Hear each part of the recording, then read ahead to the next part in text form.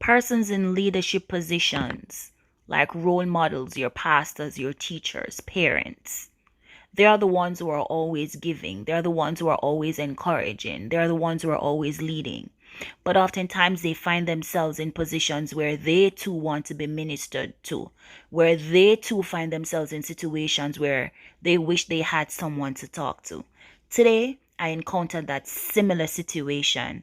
As I was scrolling through my phone, I found this video that I made 5 years ago, and it was an encouragement to me. And I hope it will be an encouragement to you as well. Enjoy. It is entitled, He Knows It, so He Allows It. In the valley of despair and desperation, we oftentimes ask the questions, why me? Why now? Sometimes we even go to the extent without bad intent, just like a Job who looked at what he had and where he was and where he could have been. He cursed the very day that he died. But after careful examination of our lives, we tend to ask the question, what did I do to deserve this? Everywhere I turn is just problems upon problems. Lord, why can't you just give me a break? Can't you just let me fall asleep and never awake? I don't feel like you love me anymore or care for me anymore. Are these problems as a result of a generational curse or sins that I have committed or don't know that I have committed? Lord, whichever the case, I am sorry. Stop the chase and slow down the pace.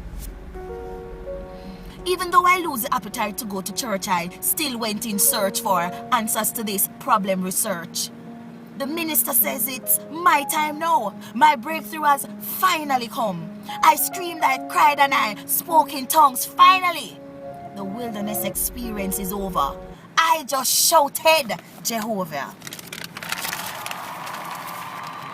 Now, few months later, here I am. With nothing better, instead things just got worse. So I continue to ask the questions of, why me? Why no? I feel so bound and you are nowhere to be found, and I am just tired to constantly wear a frown. I try to pray but I can't.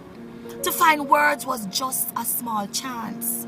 My tears and my thoughts were what spoke for me. Then, one day in the midst of all that, I remember our brother Paul who says we are pressed on every side but not crushed, and perplexed but not in despair, and persecuted but not abandoned, and struck down but not destroyed. That wasn't satisfying enough.